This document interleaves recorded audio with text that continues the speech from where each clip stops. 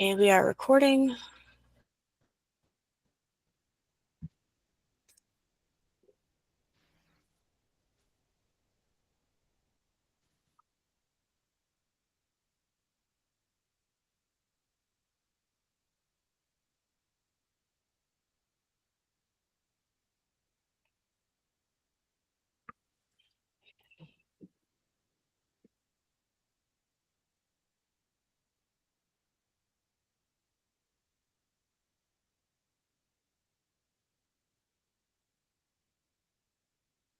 Hello, everyone.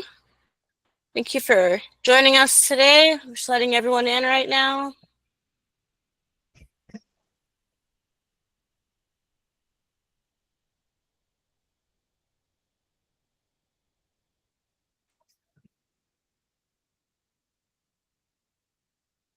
Let's see here.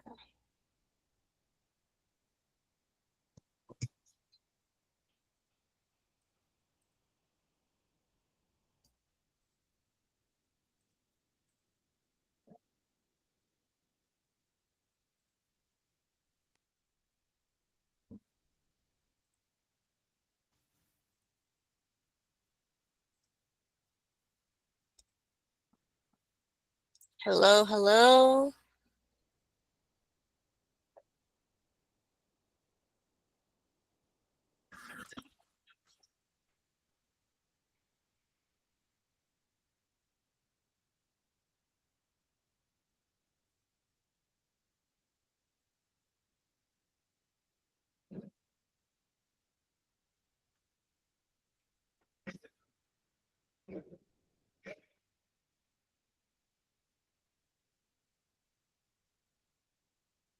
We had very many people RSVP to today's event. We are so grateful to have you here and share this important information with you. So thank you for taking the time out of your day as we get everyone to join us.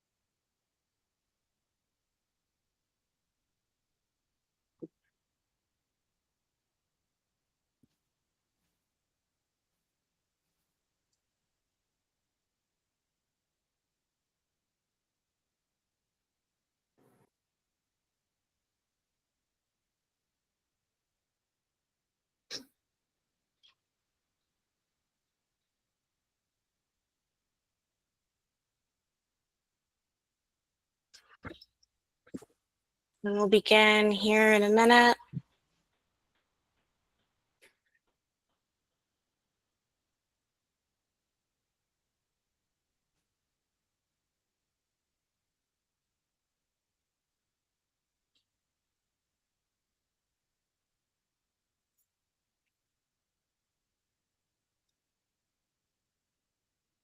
Okay. Let's get started. Hello, everyone. Thank you for taking the time out of your day to join us on this Monday afternoon for part one of this two-part webinar series on solar access in New Mexico. And today we'll be providing you with an overview of New Mexico's present solar landscape and what we can expect regarding solar access since the passage of H.R. 1. So providing you with this overview today, we have an incredible set of expert panelists representing Public Power New Mexico and Positive Energy Solar, the organizations that have brought you this workshop today. We have Alicia Shaw, Campaign Director of Public Power New Mexico, and Vice President of Sales and Marketing at Positive Energy Solar, Thomas Gray. And we're also incredibly grateful to have with us today our special guest speakers. Today we're joined by Senator Harold Pope, who has worked tirelessly for solar access in New Mexico, sponsoring HB 128, the Local Solar Access Fund, as well as study advocacy for matters in our state relating to environmental and energy justice. And today, doing some other very solar-related work that's important. Rebecca Puck-Stair from EMNER's Energy Conservation and Management Division may be hopping on this call, but as I mentioned, she has some other solar work going on. So she may or may not be with us today, but she also found it very important to lend her time with us today. So thank you so much for our panelists for your time and expertise on this subject. I will stop sharing my screen. And we're going to begin with our topics at hand, and then we're going to end today with some Q&A. And while questions are sure to arise throughout the discussion, I invite you to please use the Q&A feature available in our meeting tools, which you'll find in the 9 dots on your lower right-hand corner there, the corner of Google Meets. And if you have any difficulty accessing that feature, or if you happen to be joining us today by phone, you're welcome to raise your hand while we're taking Q&A, and we'll just call on you because our chat feature today has been disabled. Yeah, so we want to leave plenty of time for all of that. And that said, let's begin by starting off with the key solar-related provisions that are in H.R. 1, as well as some of the timelines that are associated with those changes. Thomas Gray, what insight do you have for us? First thing I wanted to say is thank you for everyone joining this afternoon. And second one, just to be super clear, is I am not a tax professional. So with all this like tax information that's been coming out and the notices are coming, we're providing our best understanding of what it currently is. And the information that's been provided by the federal government is not exactly clear on every single item, as we're going to see here shortly. So I'm going to share my screen and we're going to get moving on what's happening here.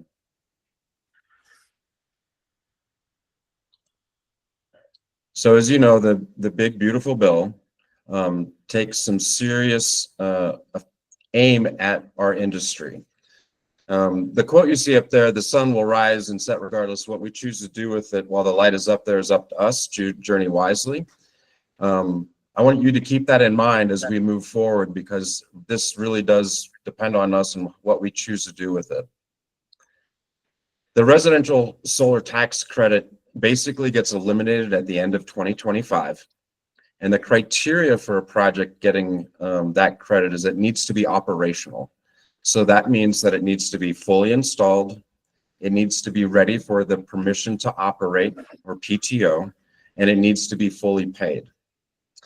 There's been many conversations out there that it just needs to be fully paid, or it needs to be fully installed, operational, and PTO, but this is our current understanding, that it needs to be fully installed, ready for permission to operate, and fully paid. The reason why we think that this is really important to keep in mind is that when the big beautiful bill was being created, there were people in government that were looking at people's tax receipts from the years before and what they claimed on the residential solar tax credit. So this is the reason why the feds are going after it, because it is a great tax credit. It's been used a lot for in our industry, and so they're going to be coming after it. Now, of course, the question is, will they have enough IRS workers to go after this in terms of actually enforcing it?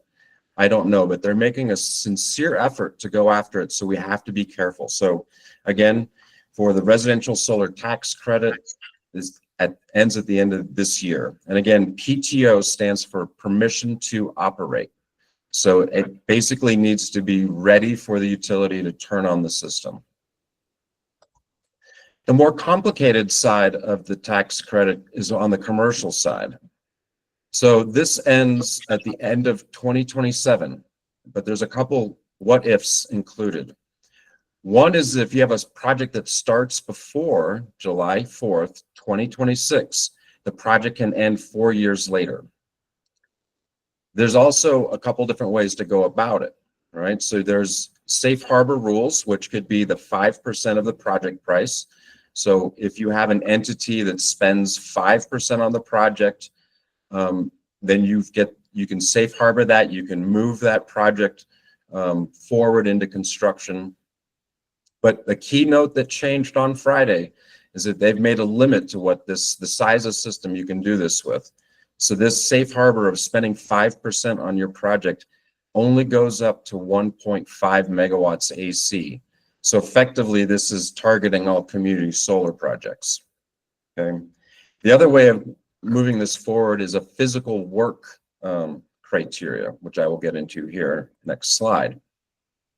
So the physical work test requirement requires a significant amount of work, and what they're describing significant as is important.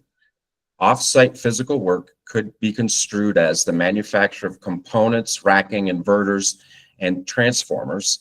And they have some technical stuff included in the most recent notice that I'm not including here, but they're very clearly trying to size the systems down. And for this off-site physical work, we highly anticipate that they will require contracts that prove that this is actually happening. On-site physical work is basically the installation of racking, the panels, and the basic nature of solar installation. Key note, though, I want you to notice that what it does not include is all the work that goes into prepping a job. That includes planning, the design, the financing, the securing of financing, the permitting, waiting for your permit, clearing the land for your project, grading or changing the slope of your land for the project, the demolition of anything existing, including existing solar equipment, if it was a project that you're looking to repower, right, where you're taking off old equipment to put in new power. And then a key one, inventory, either held or sold. My personal understanding of inventory is that if I have a megawatt of solar panels in my office, I cannot, and sell those, I cannot consider that as part of my physical work, okay? There's also a continuity requirement. So projects must exhibit a continuous program of construction. There's certain delays that are allowed, right? So weather, natural disasters, authorities holding jurisdiction, or AHJ for short, that could be permitting, that could be environmental approvals, governmental safety concerns. This one is if the project has a safety concern and you get a written notice from a public government, could be city, state, federal, to say you have to stop for the safety reason. Also, manufacturing delays of custom components, and I think the word custom should be highlighted, because if it's a readily accessible piece of equipment on the market, they're not going to consider it custom. Labor shortages, which we may run into. Specialized equipment shortages, which is again not a wildly understood term. And delays due to presence of endangered species, financing delays, supply shortages. And again, I think the key thing here is that the burden of proof is going to be on us. I'm open to take some questions on what I've got here for you. The most recent tax information came out on Friday, so I apologize if it's a little bit different from what you've heard before, but I do wanted to bring the most up-to-date information that we have. And if we're waiting for Q&A at the end, or are we going one by one? We're gonna well, Q&A, people can pop their questions in the Q&A feature that we have available at those bottom 9 dots in the lower right hand corner.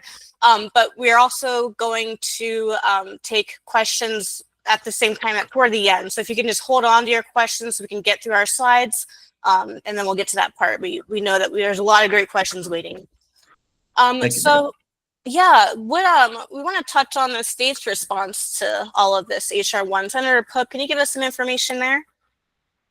Sure, and I don't have Rebecca Puckstare here to add to this, but we're really looking at this. But that being said, with the impacts of what is happening and how it's impacting not just our state, other states, of course, we're still pushing on with the Energy Transition Act, pushing renewable energy from that end. I know Secretary Durden from MNERD, our land commissioner, is also looking at avenues that they could do at that level. We're looking at the legislature, within the legislature, to see what we can do as far as the state. as far as credits, incentives on the residential side, but also what was mentioned on the commercial side, because having a lot of those limits and having where a lot of these commercial projects could now be at risk right now with what's happening with HR 1. And so that's kind of all I can really kind of add to it at this point. And where does this leave things with the local solar access fund? From my understanding with the local solar access fund, I don't believe that there's an impact to that right now with HR 1, from my understanding. Okay, can we get a brief framing of the what and why behind the local solar access fund? And then I believe Alicia will touch on a little bit of who can apply for those types of projects too. Sure. The local access solar fund, we ended up passing that this last session, was House Bill 128. And it really just came about because really, when you look at a lot of our communities, whether they be municipalities, counties, or tribal communities, especially those in the rural areas or communities that don't have a large GRT base. You know, I live in Albuquerque, and having the city of Albuquerque, who has been doing rooftop solar on libraries, a golf course, parking lot coverings, on fire stations, because we have that GRT base, but we also have the ability to have the people with the technical ability and the grant writing to get a lot of these projects done. And so what House Bill 128 does, otherwise known as the Local Solar Access Fund, it provides dedicated funding for solar, rooftop solar projects, as well as battery storage. These applicants could be counties, municipalities, school districts, land grants, and our tribal communities. And so I think this is so important. This money can be used for grants for planning, hiring grant writers, technical experts, and really just ensures that we're making this a priority in communities that have not had this access before. I think one thing I want to also emphasize with this legislation and what we're trying to do here, I think it also not only provides clean renewable energy, people in these communities are going to be getting energy at reduced costs over time. They're going to have improved resiliency. They can build local capacity, and we'll be able to, as a state, advance clean energy equity. And so, and finally, it's also supporting community and some economic growth and some jobs. So I think this is an important bill. We only had $20 million in this bill to get it done, but my hope is that we continue to fund this bill in our state with more money and more resources, so we could get more done in the state for these communities. Thank you. And Alicia, did you want to dive a little bit more into sort of the equity and community benefit, as well as upcoming timelines surrounding the local solar access? Sure, Megan, and thank you, Senator Pope. I just want to take a moment to thank Senator Pope for being such a champion for this important policy, this important fund, as well as House Majority Leader Rena Sapansky. The two of them were lead sponsors, and this really was a community-generated policy that came from extensive outreach with local governments, tribal governments, rural communities around the state, advocates, to really figure out how to build capacity and fill in gaps. And with their leadership, and also with the support of the other sponsors, Representative Patricia Roybal Caballero, Representative Tara Lujan, and Representative Joseph Hernandez, we got it across the finish line in 2 years. And that's really, really hard for climate policy in New Mexico. So I really want to thank Senator Pope and all the other sponsors, because this is something that's going to help build capacity for resilient solar and storage projects across our state that are going to have the economic benefits, that are going to have the resilience benefits, the environmental benefits that our communities want. And I think Senator Pope really covered what it is and the one thing I will say is it really is structured to prioritize communities that wouldn't otherwise be able to do these projects. It can fund planning. It's a grant fund. It doesn't require a match. It's intended to be accessible funding to fill in the gaps and provide equity in this access. And so at this point, this is our timeline for implementation. NMFA is planning on releasing their draft rules for public feedback next month in September. And they have to, by law, establish the rules by December. So those rules will be established by then, but there will be a comment period, and we will be working to engage communities and make sure that the rules work for them. So if you have input or want to be involved in that process, please let us know. And then at the beginning of 2026, the applications will open. And we anticipate that this funding will be dispersed quickly. And so as soon as it is, we will go back to the legislature to get more funding for it, with all the stories of the beneficial impacts it has had for communities throughout our state. So if you are interested in applying for the local solar access fund, email me, reach out. Or if you want to provide input on the rules, reach out, and I'd love to be in contact with you. And we're also really committed, Public Power New Mexico, we're dedicated to community-owned power, to energy democracy, to access to renewable energy. Our communities need our renewable energy futures. And so we really help communities these to develop community-owned renewable projects, particularly solar and storage. So, if you're interested in developing a project, we would love to help you figure out how to fund them, plan them, develop these projects. So please be in touch with us. I want to touch on community solar.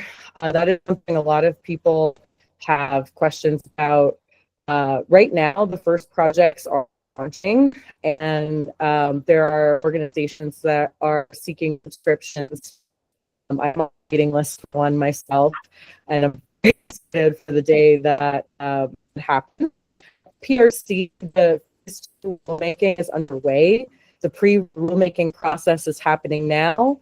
The draft rules will be presented sometime in November, and the final rules are expected to be occurring in 2026. So phase 2 potentially could be bigger than the sort of phase 1, and that depends on demand. But the federal issues that we're dealing with the current administration are really going to impact the viability of our community solar program, no matter how good the rules for phase 2 are. And so, Thomas talked a bit about this, but the U.S. Treasury put out guidance on the investment tax credit changes that H.R. 1 enacted. I think it was just last Friday. And, by many accounts, a lot of people feel like their guidance essentially rejects the law.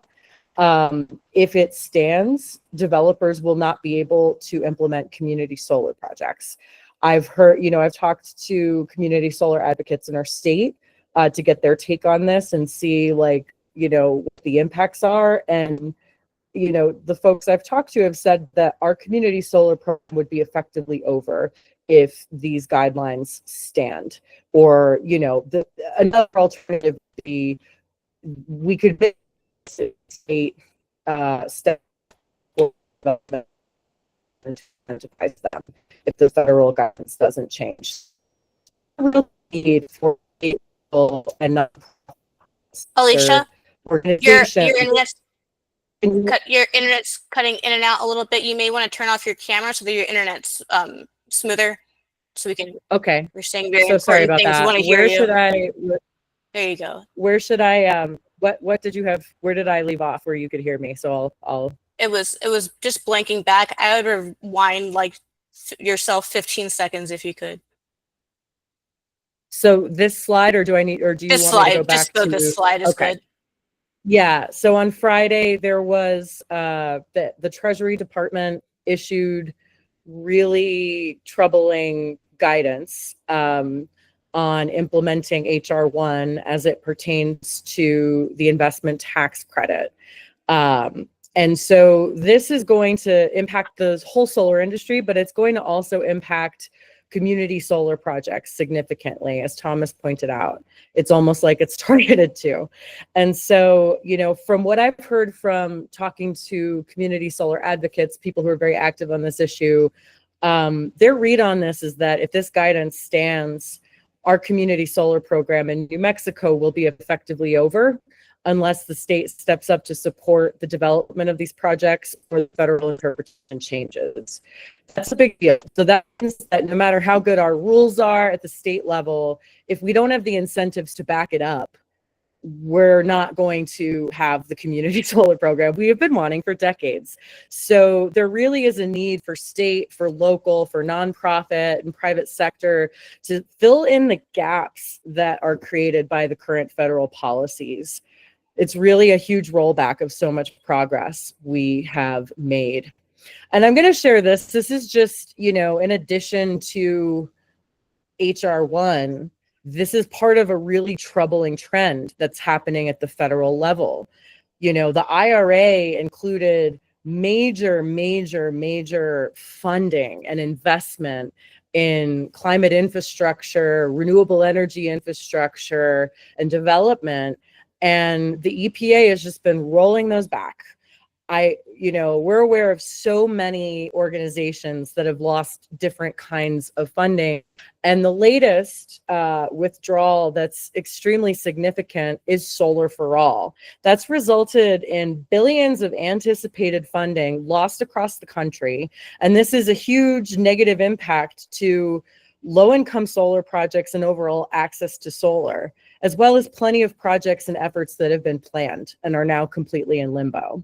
New Mexico alone has faced a cancellation of a $156 million grant, Solar for All grant, which is stalling progress in solar initiatives that are vital for our underserved communities across the state. All of these funding withdrawals are likely to be litigated nationally. And this is one of many areas of our current administration's policies that are spurring lawsuits like this.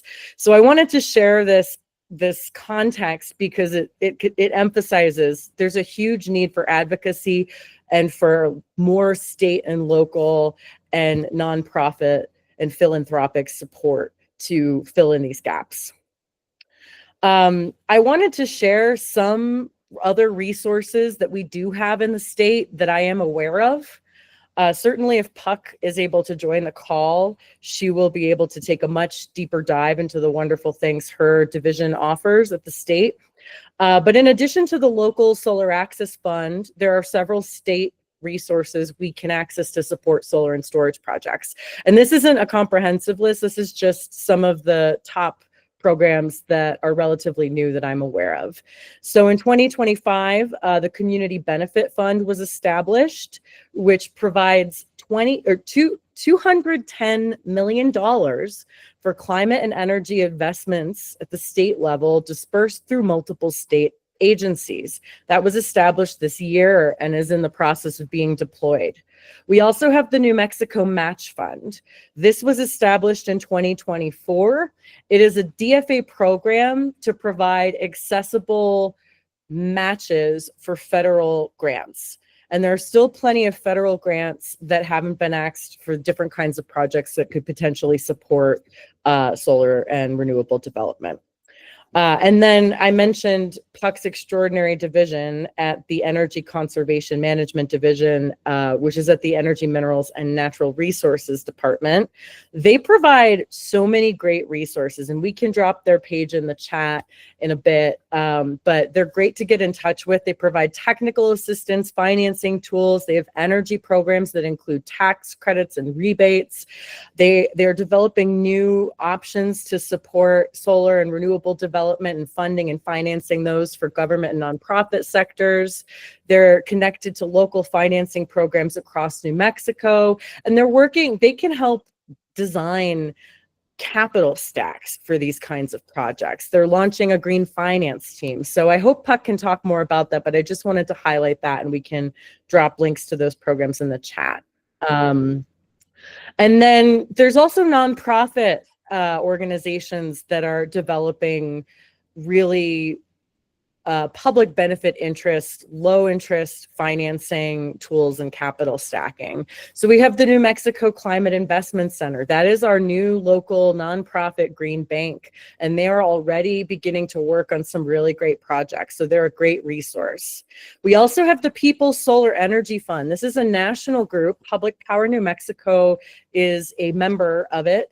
And anyone we collaborate with has access to these resources, and that include low interest financing, very, very low interest financing, micro grants for planning and capacity building. They provide free technical assistance, and they also have capacity building cohorts for people who want to learn how to develop these own resources in their communities. And there are other nonprofit and local financing models beyond this too. And I'm just, going to say again that there's a need for more, obviously, for state, local, private, and nonprofit collaboration to further fill these gaps that are left by the federal actions. These are, I know we all feel overwhelmed sometimes with the political context we have, but these are some different things that you can do to take action. And if you're interested in more resources, I'm happy to provide them.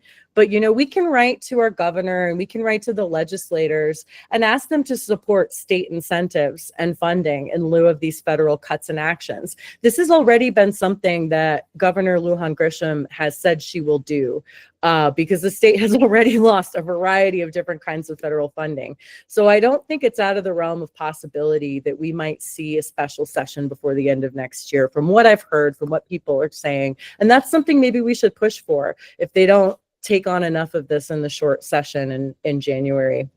There's lots of calls to action going out nationwide to contact different states' attorneys general, to ask them to pursue legal strategies to protect ITC, Solar for All, and other IRA programs, and other federal funding that has been cut. And I believe the Attorney General has already taken action on some of these federal losses, or said that he is exploring those. So that's a good thing we can do.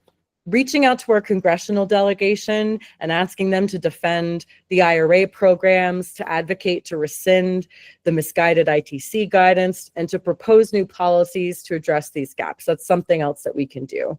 One of the things that I'm hearing from people in national coalition spaces is the importance of constituents who live in red states reaching out to their Republican governors and members of Congress, because they have the most influence now to petition the president, to petition the agencies. And so that is another thing, if we have friends, if we have family who live in these places, that we can ask them to do.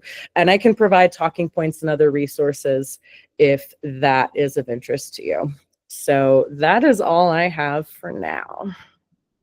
Thank you very much, Alicia, for those resources and ways to take action too. That helps a lot. So moving on to some of the questions. We received some questions in advance that we want to get to. I'll start with those, and then some of the questions that we've also received. And feel free to raise your hand if you have any additional questions or comments you'd like to make here at the end of our time together. So our first question is, with New Mexico so dependent economically on the fossil fuel industry, are you aware of any studies or research that point to the ways out of that dependence?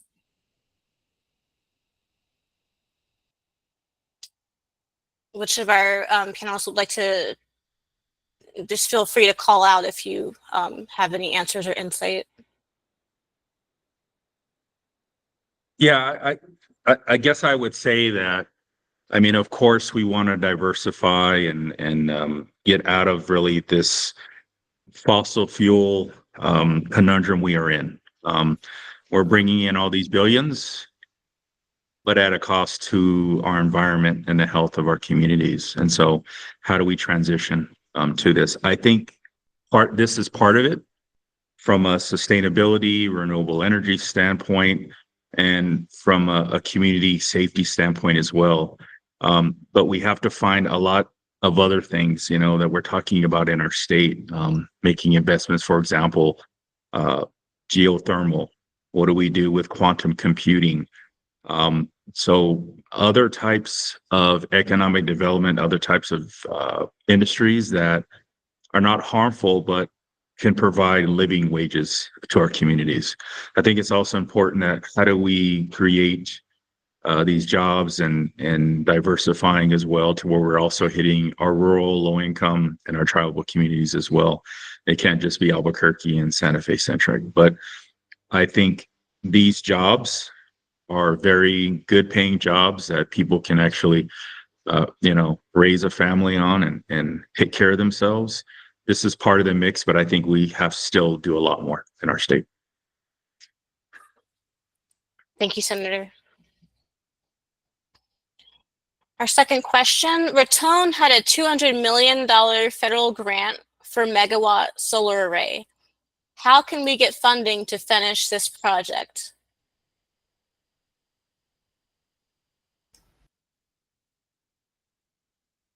I have to say that I have not heard of this project nor understand what is going on with it, and I will endeavor to do some research and see. I think, you know, that sounds like a project that has federal funding that's being held up. This sounds like room for litigation, if that's the case, because anything that was in process, and we've seen issues in terms of monies being paid out to USDA REAP grants and other sort of programs, that it takes a long time and a lot of pressure to get movement on these types of things. And I think, again, as Alicia was indicating, that, you know, feedback to our legislators and higher ups and continuing the pressure and not giving up on what we need to do is really important, because we should never see a solar project get halfway finished, right? We should never see a solar project languish without being serviced and left to be unusable.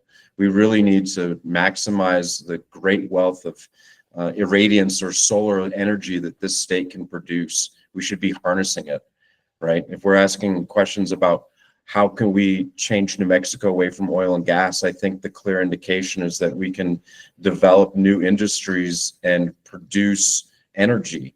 I mean, quite simply, we can produce energy here in a different way than we have been doing. Very true. And I would just add that we already spoke about it. So I think the community in Raton, their city leaders need to be working with us, the federal delegation and the Attorney General. This is happening all over, whether it be education funding, USDA. I mean, all these grants have been either held up or pulled in some cases. And unfortunately, we're having to go to the court. So I would just say I'm not familiar with this project, but I think folks need to, we just got to all work together and fight to get this funding to complete this project. And another question, as a new landlord, I am wondering, is there any assistance available to help me add solar to my rental? My tenants would benefit from lower costs.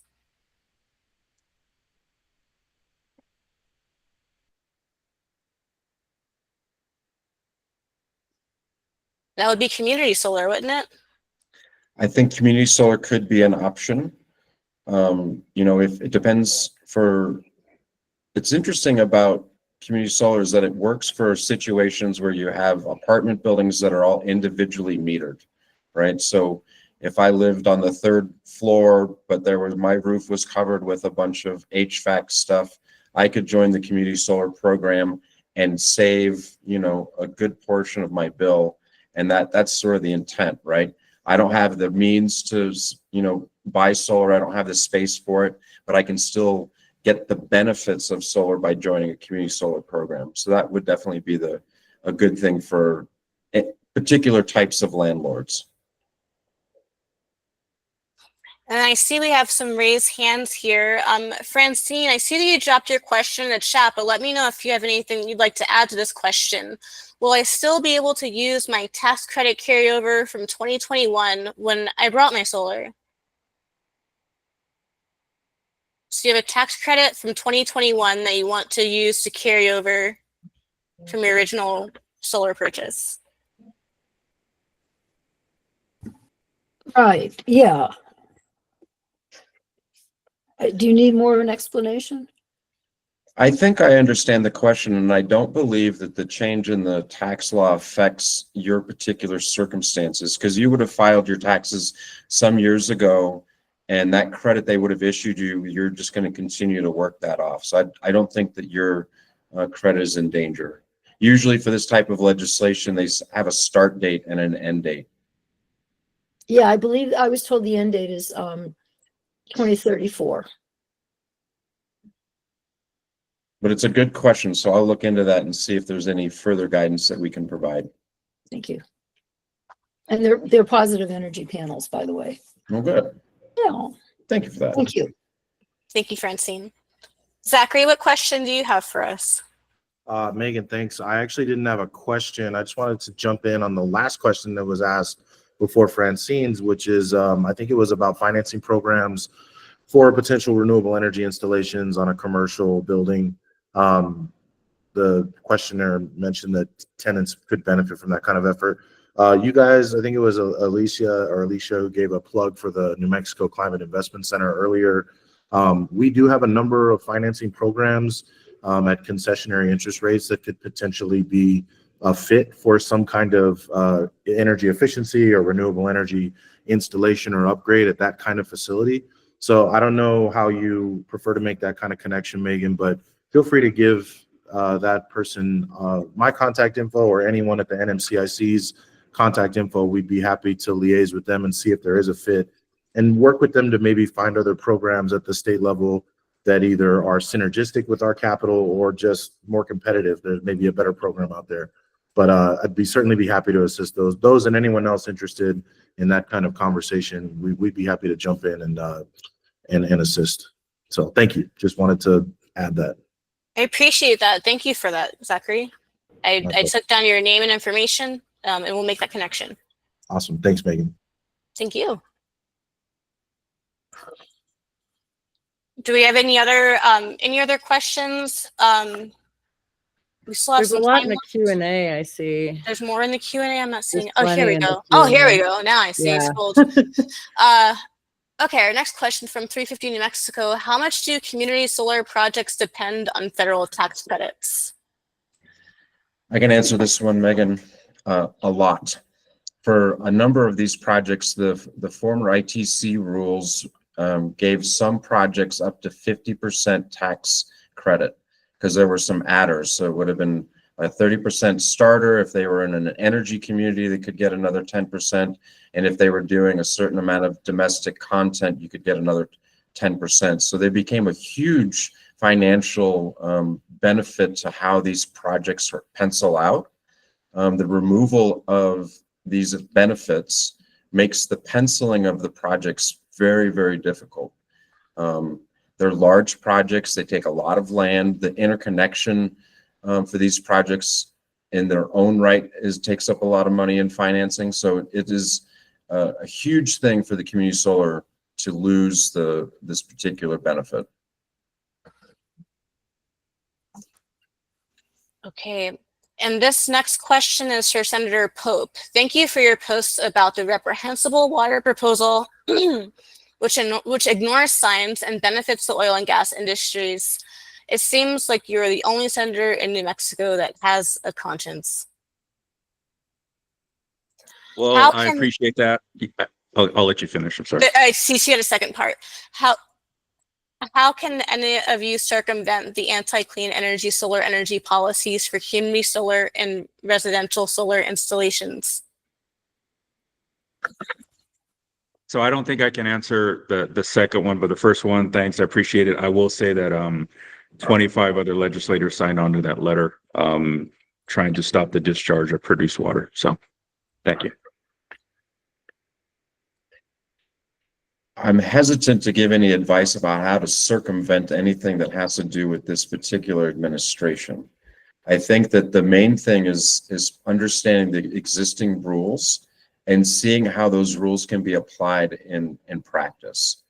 On the residential side, we believe that there's room to work on leasing solar again. It's not been something that Positive Energy has looked at in the past, partly because of bad players that our state saw doing leasing programs. But if there was a good lease option for the residential market, I think Positive Energy would be very interested in making that work for New Mexicans. The hope there is that it's not, you know, illegal in any way in terms of owning property or other people's property or filing liens or making it customer friendly and doing something similar to what community solar is trying to do. In terms of commercial projects, I think that the time is an important element right now. And if there are groups that are looking to stack the various things like the community solar fund with other projects and tax credits, that getting organized and moving forward is an important element, and, you know, keeping at it. I think that we have to understand that this is a recent information. We have to keep pushing and fighting and trying to move things forward. But in terms of, you know, running around particular rules, I think it's going to be a challenge to find any loopholes for us to legally do anything in that regard. Was there I think any? I would add Oh, go though, ahead. that, like, you know, we can push for more state funding and more incentives to kind of counter the ones that we've lost at the federal level. And I think that there is some appetite for that. Oh, no, you have your hand raised. Would you have a comment? You're muted if you're trying to speak.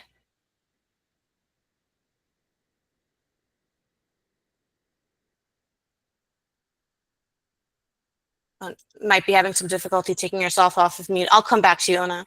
Oh, she's ready. Oh, there you are. Okay. A couple of things. One of the things that is being explored, and I know that it is being actually rolled out in some of the co-ops, is on-bill financing for energy efficiency equipment, including solar. And that could be an option that we promote.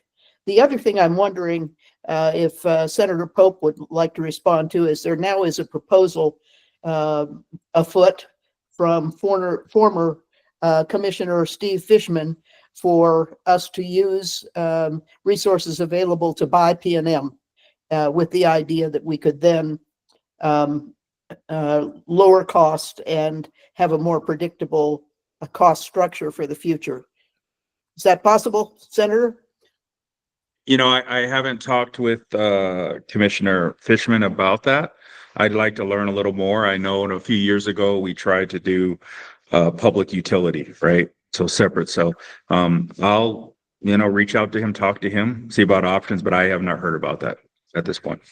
I can actually speak a little bit to that. You know, there's actually folks like Steve Michael who have proposed this even before Blackstone's acquisition of P&M was on the table. And the idea is that the State Investment Council, which has upwards of $60 billion in assets, could acquire a majority stake in P&M. And I think, you know, there are a lot of people across the political spectrum who are concerned about the largest private equity firm in the world acquiring our state's largest utility, as well as, you know, what we've seen in terms of trends when entities like that have interests in water draining data centers, and how that affects ratepayers. And it's, you know, but also private equity firms don't have any experience in utility management. Certainly Blackstone doesn't. So there's a lot of concern that I've seen. You know, they have a terrible track record with labor violations and things like that. And so I think in light of that, the proposal that Steve Fishman wrote about and Steve Michael also previously wrote about in the paper is very important for us to consider. And our coalition is seriously looking at that and looking at, you know, organizing support for that as an alternative, because it wouldn't fundamentally change the structure of P&M or the collective bargaining agreements that are there. But it would be an alternative where the state gets a stable investment, the state gets, you know, some voice and control on the board, and that money stays in the state and contributes to state investment. And if the state owned it, we would have more of an interest in and more control in ensuring that the power companies' goals and work around fulfilling the obligations of the Energy Transition Act, as well as our own interest in things like community solar, are actually followed through. So I'd be happy to speak to you more about that, because that's something that our coalition is looking at supporting. We think it's a very compelling idea. And, you know, there's recent news of a pension fund in Louisiana investing significantly in P&M. So there's, you know, a Canadian pension fund owns Pattern Energy in its entirety. So this is not an unprecedented type of investment, and I think would be a much better alternative to what is on the table right now.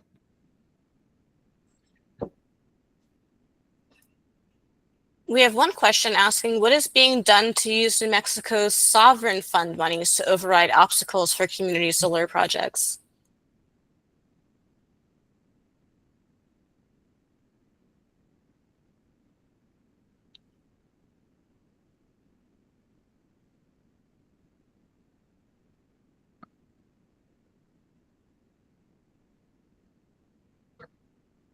Senator, do you happen to know anything about? Yeah, I just want clarification on the question. When, you know, when you're saying sovereign funds, are you talking about our permanent land grant funds and those funds? I guess I just want to clarify the question, because I hear this term and I want to. Barbara, can you hop off of mute and elaborate a little bit? I'm referring to all of those funds, the $60 billion plus. Yeah. Okay. Okay. Funds. I just wanted to. It's my understanding that the governor gets a vote, and whoever the fund managers are, and I don't think there's the will to do anything for the greater good with that money right now. But maybe the public power organization that Alicia, I'm sorry, I have very bad asthma. I am a real victim of pollution here in New Mexico. Yeah, I'm referring to all of that money. And So what I would say, and thank you for the question, is I think some of us now are looking into that. You're even seeing comments made in the governor's race about this.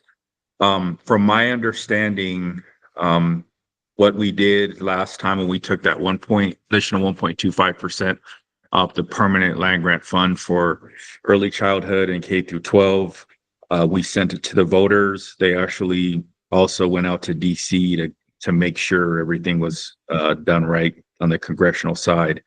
And so the reason I ask that question is I kind of hear on some funds we have to do that, and then some we don't. And because some of them we've set up, for example, early childhood, we're able to pull back money if we need to and do some things. And that's going to be about $8 billion. We just have that severance tax fund as well.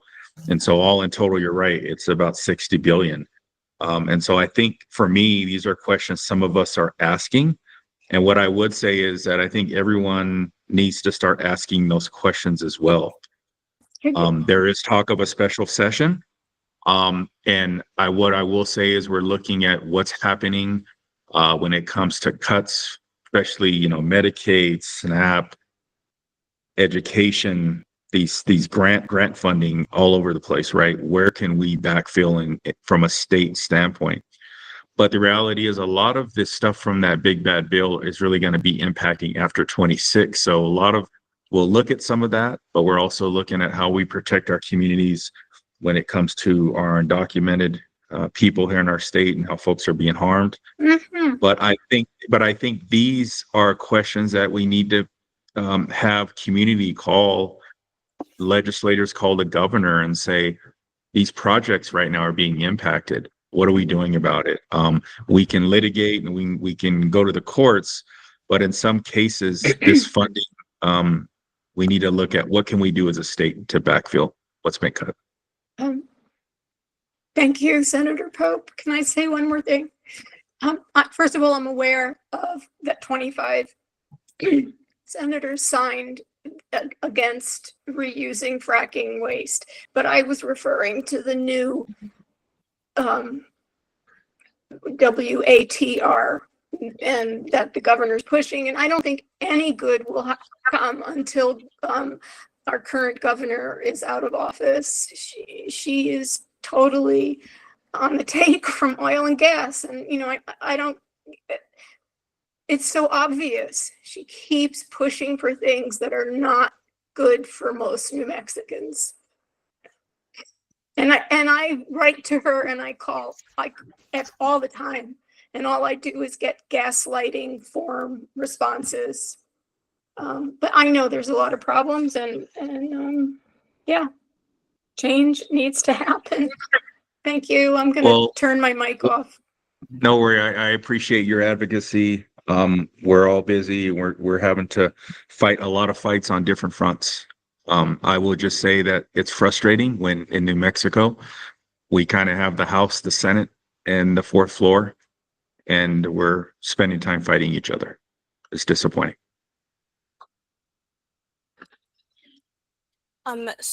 With respects to the threat to community solar, and reading another question we have in here, are you talking about the first or second tranche? Some of the initial 200 megawatt is under construction now. Do you think we might not even get to 200 megawatt? So the folks that I've talked to from the Coalition for Community Solar Access, when I was asking about this, they seem to think that it could affect both. That, the projects that are underway right now would be like, that are, in the process of construction or have already launched, would get off the ground, but that if this doesn't change, or if there's nothing else to mitigate the impact of these changes, it could just stop everything dead in the water, which is really scary and something that we have to fight hard against, because there's so many of us in this state who have worked so hard and really want this access to affordable solar energy. And Dan, I didn't mean to skip over you. Did you have a comment on community solar, or was this relating to the sovereign funds? Dan Antonio Lee. Yeah, I had a question and a comment about net metering that I do think is relevant. It wasn't about the sovereign fund. Okay, we'll hear it.